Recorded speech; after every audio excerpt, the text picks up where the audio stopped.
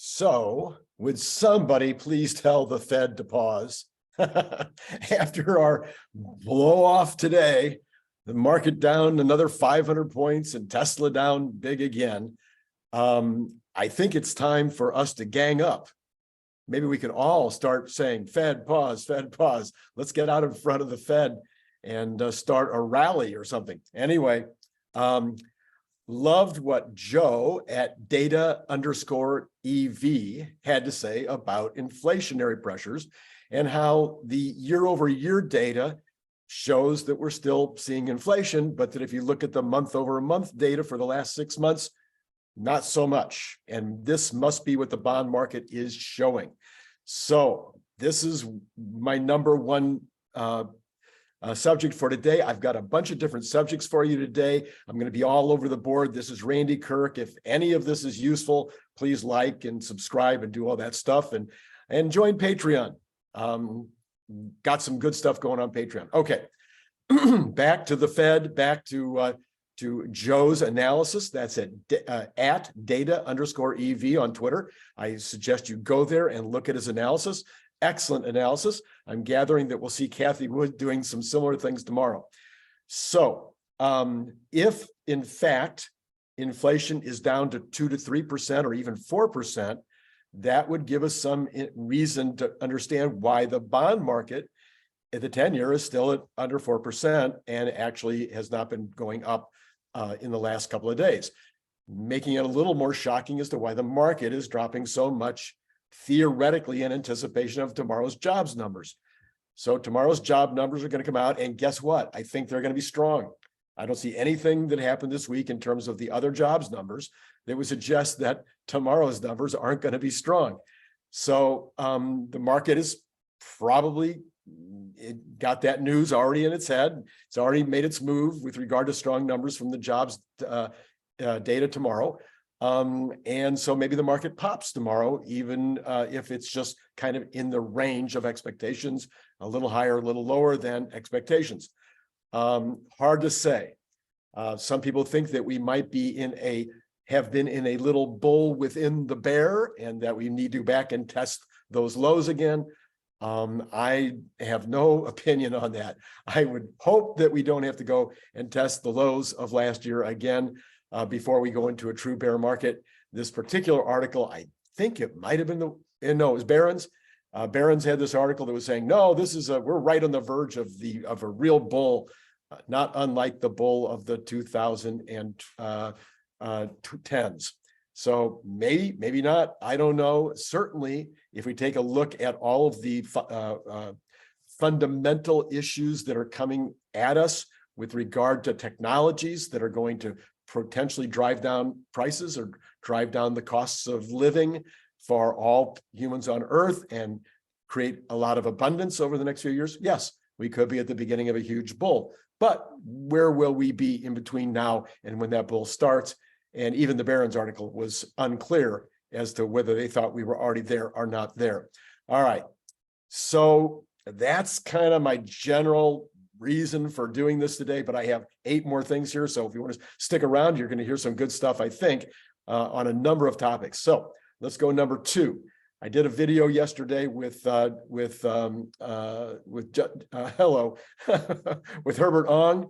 And if you haven't seen it, you should go take a look at this video. We had a great, significant, and long conversation where I reiterated some of my ideas from last year that got so much pushback. And those ideas were that it's time for Elon to start splitting off divisions of Tesla.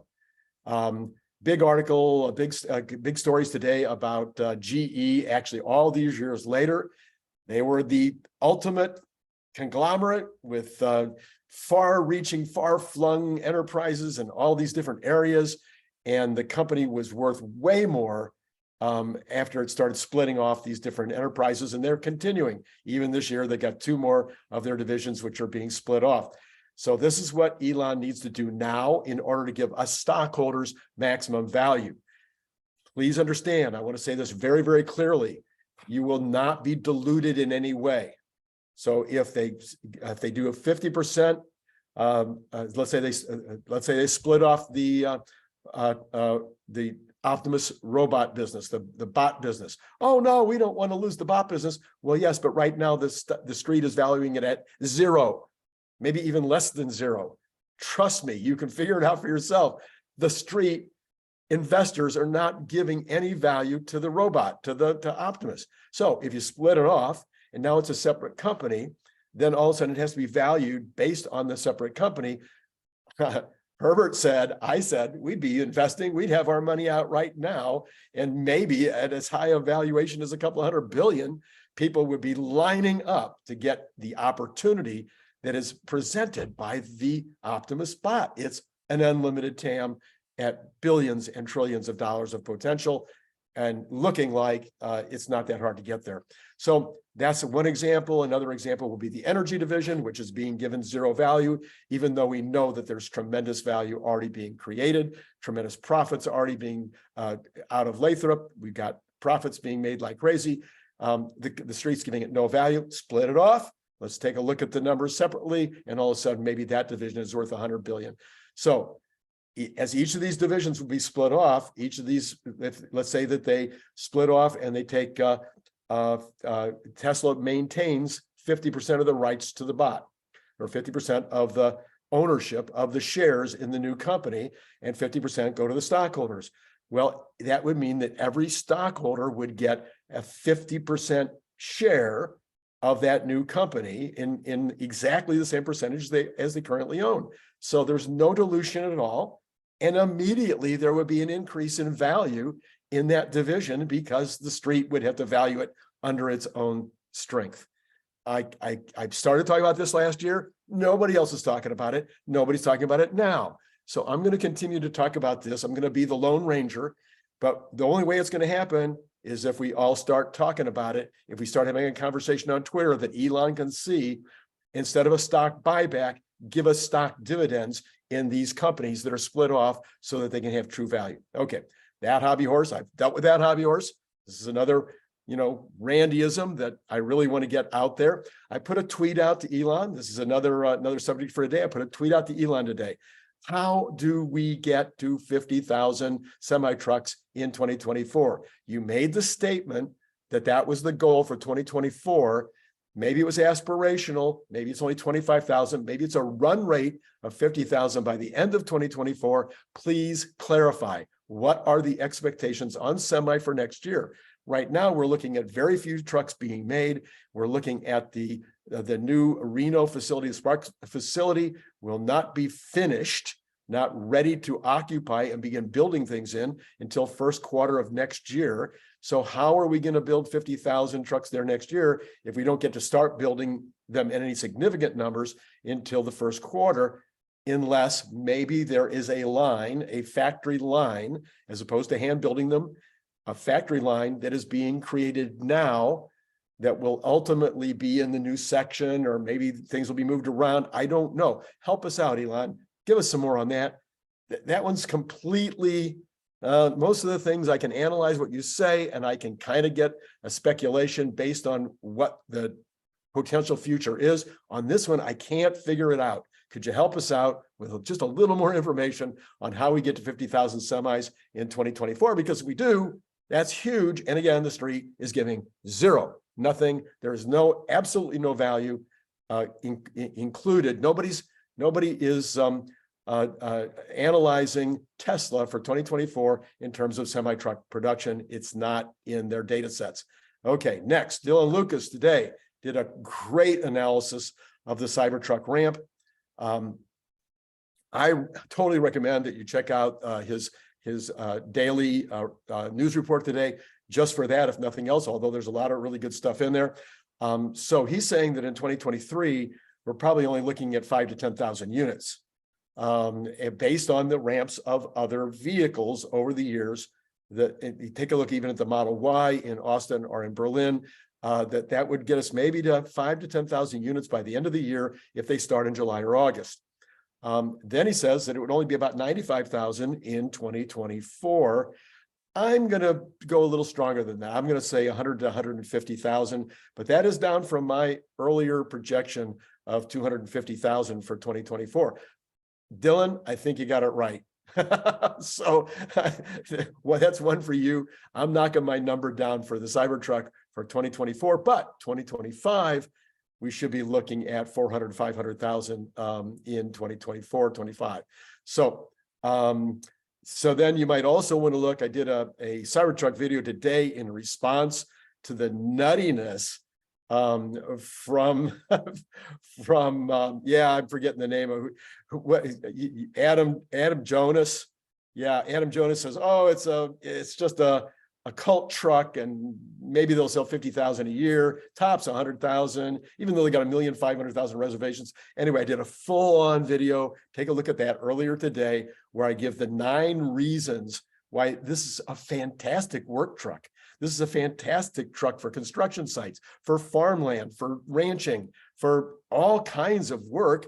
It's not just something that you're going to drive around Beverly Hills and look cool. This is a fantastic work truck. Because why? Because when you have a work truck, you're trying to save money. It's for your business. And if you can save a ton, anyway, the details are in the other video. I'm not going to repeat everything here. All right, number 5 or 6, wherever I am here. We're doing a series of videos right now about the various companies, you know, the legacy auto companies. We started with Toyota yesterday. This morning, we did Volkswagen. I forget who is tomorrow. It might be Stellantis. I just don't quite remember. Anyway, every single day we're doing a different company. And this is Lars Strandritter over at Best in Tesla. He's really good at analyzing these companies, what they're saying now, what they've said before, how much we can trust them historically based on what they're saying, and then what do we think is really going to happen with these companies, because we need all of these companies to make 1 million, 2 million, 3 million, 4 million cars by 2027 in order to eliminate ICE. Tesla's only going to do maybe tops 13, 14 million cars by 2027. So we need another 60 million from all these other guys if we're going to eliminate ICE. So who's going to do that? 2 million from General Motors, 2 million from Ford, 3 million from Stellantis. Where's it going to come from? Who's realistically going to be there? And in fact, if Toyota, for instance, is only doing 22 million EVs in 2027, what will that mean in terms of their overall size? Because they certainly aren't going to be doing another 8 million ICE cars by then. So that's what we're trying to do with these videos. I think you'll enjoy them. If you haven't been watching them, I highly recommend you take a look and get involved once a day. There's probably going to be at least 20 of these. We're going to take every single one of these companies, the legacy and some of the startups, and we're going to look at all of them in terms of their potential over the next few years. Okay, and and speaking of that, of course, GM today announces that they're they're buying out salaried employees who even have 2 years of history with them, and specifically every single employee that's a salary employee over 5 years of work at General Motors can take a buyout. Holy mackerel. What does that say about GM? Now, having said that suggests that they know they're downsizing and they're going to have to really figure out a way to cut costs. That's probably the first smart thing I've seen Mary Barris do. So there you go. There's always a first. All right. Off topic. I know this is going to be weird. This has nothing to do with Tesla, but it does have to do with technology. And so a few people have been commenting in the YouTube videos about the Taiwan-China problem. And what is Elon going to do if China actually does attack Taiwan? So that becomes the question, is what is Tesla going to do? Are they going to move out of China? Are they going to stop producing in China? What are they going to do if all of a sudden we have this problem with the Chinese attacking Taiwan? Well, I don't think it's going to happen. I think that China would be the big loser if they did it. Everybody would lose. The whole world would lose. We go into a massive depression. Because why? Because almost all the semiconductors are made in Taiwan, and there's no way that you can set up that much semiconductor capacity to take over what Taiwan's doing now.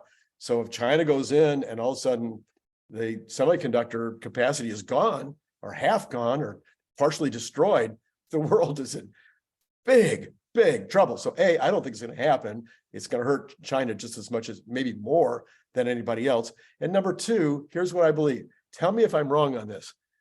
I believe this, and nobody else is saying it's true, but I've watched what's happened to Russia as a result of these drones going out and destroying their ships at sea. You've all watched this, right? I mean, it's really crazy. These armed drones go out and destroy a couple of drones, 3 or 4 or 5 drones go out and destroy a ship.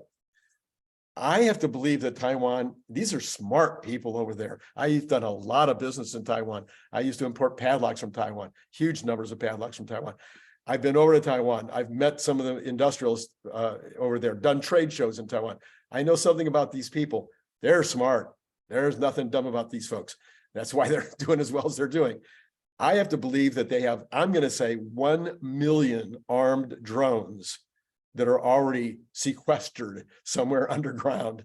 These armed drones are ready to go and would destroy the Chinese fleet in like a millisecond. They're technically, these are going to be drones that are technically advanced, that are able to avoid various kinds of radar, that are able to avoid being shut down, having their electronics shut down by any kind of advanced technology that China might have. All kinds of cool stuff that they are working on round the clock. I think they've got a huge drone army or Air Force ready to go. And probably China's kind of privy to it. So I don't think it's going to happen. And I do think that would be the response. So, but I will say, it could be horrible if China did make that decision, because of the huge percentage of the semiconductors that are currently produced in Taiwan. Okay, so that was a little off topic, but I love your comments on it. Please let me know what you think about China and Taiwan and Tesla and China and drones and etc. Okay, next.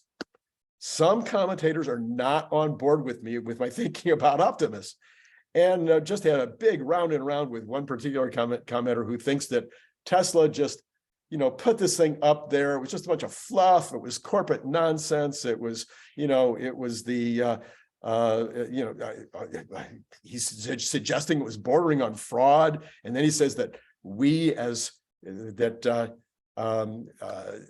Dr. Gibbs and Scott Walter and that we're just fanboys, and that we saw stuff that wasn't there, that our expertise is useless because Tesla just made this kind of fraudulent thing anyway, and that we're seeing stuff that doesn't exist, and that we're years and millions of years away from any of these robots actually doing useful work. I agreed with him immediately with regard to, I don't think we're going to have them in the home cooking our dinner or even giving me my massage that I've been talking about all along, that I think would be the #1 most useful thing that the Tesla bot could do in my home. So I think that's a long way off. What I don't think is a long way off is taking that drill motor, as he did in the show, and using that drill motor to do useful tasks, or picking things up and putting them down where they go, or turning things around, or lifting things. There's just so many millions of things they could do based on my experience as someone who owned a plastics factory for 29 years. And also based on the experience of Scott Walter, who's been doing this for 40 years, and the experience of John Gibbs, Dr. Know-it-all, who has been involved in aspects of all of this for years and years. And I don't know what to tell you. 3 doctors, the 3 of us are wrong. This guy is right. I think that the bot can do useful work. I continue to say they'll build at least 1,000 this year, and that they'll have a factory line producing them next year. They'll make 1 million and start selling them. Okay. Tell me where I'm wrong. What am I messing up? I'm perfectly happy to hear your comments, but I can't figure out why Tesla would in any way advantage themselves by doing something that would be even slightly potentially bordering on fraud. What are they gaining? They're not selling them yet. They're not offering them for sale. There's no price tag. They're not trying to sell stock as a result of making a humanoid robot. There's nothing. I mean, there's nothing to gain other than the fact that this is one of Elon's big pet projects, and he's very excited about it. I think he wants to show what's happening, and I don't think people are blowing smoke at us with this effort that was put up on the screen. So that's my opinion, but I can't figure out why they would be even on the verge of doing anything that would be misleading or fraudulent in that video. I just can't figure out what the advantage would be. You got to have a reason if you're going to go that far. And I don't think that that's their nature anyway. I don't think that's the engineers at Tesla think that way. I don't think Elon thinks that way. He overstates. He's excited. He's enthusiastic. And so sometimes he says, hey, I think we can do this in a year or in 5 years when it's really going to take longer, but you don't know until you try. So I understand this. This is an entrepreneurial way of thinking. And I'm sorry, I know I pronounce entrepreneur weird. Okay. So yeah, go ahead and let me know in the comments about my weird pronunciation of entrepreneur. Okay, finally. Oh, we talked about this already. Employment numbers tomorrow. Yep. All right. Oh, one last thing. I knew there was one more, and that's Starlink. So again, the book, the Elon Musk mission. If you haven't read it, you really need to read it, because what we did in the book is that we predicted tons of history. We predicted Lathrop. We predicted the robot. So many things in the book. Go read the book. But one of the things that we predicted is now in the news the last 2 days. Brian Wong, his section on Starlink was amazing. He's basically said in his section on Starlink that Starlink will be the most valuable company by itself, independent of the SpaceX company, when it's split off and when it's fully ramped and doing everything it can do. It will be the most valuable company in the world. More valuable. I don't know if he would still say it's more valuable than the robot or not, but more valuable than all of the other divisions and pieces that we've been talking about. That's in the book. Now, what's happened in the last couple of days? Oh, let's see. Somebody reported that they took 5 devices on an airplane. They hooked it up on the airplane, and it was just as fast as they could do in their living room. Oh, yeah. Elon mentioned, oh, yeah, in an interview earlier this week that guess what? Maybe Starlink is as good as fiber. Maybe it's better than fiber. But then he was never going to offer it to everybody. Starlink was just for those people that are the last 2 billion people on Earth. I mean, that would be a big enough TAM, don't you think? The last 2 billion people on Earth that don't have good enough connection to the internet. Oh, but now, no, maybe we're talking about all 8 billion. And we're not only talking about connecting to the internet, we're also talking about connecting on your phone anywhere on Earth. So let's see, you take over the internet and we take over the Wi-Fi all through Starlink. I don't know what that's worth. What do you think it's worth? And we already have governments and militaries that need Starlink. I mean, come on, this is stuff that's in the book. So if you haven't bought the Elon Musk mission and read it yet, what are you waiting for? Oh yeah, and by the way, some of the reviewers said, oh, there wasn't anything in the Elon Musk mission that I didn't already know. Oh, really? Oh, then how come if you knew everything, how come you weren't the one on Twitter talking about Lathrop and talking about all the new stuff that was going to come out of Starlink? I mean, yeah, there's still stuff in there that you all don't know, because I put together a team of 4 people, really smart folks who really understand all these divisions of what Elon is doing. And there's stuff there that still isn't, it's still not in the news yet. It's still only in the book. And of course, I try in this channel to bring you brand new things that nobody else is saying, like, oh, let's split off some of these divisions. And oh yeah, there will be a production line for robots by early 2024 at the latest. So that's all I got for you today. And it's been great talking to you.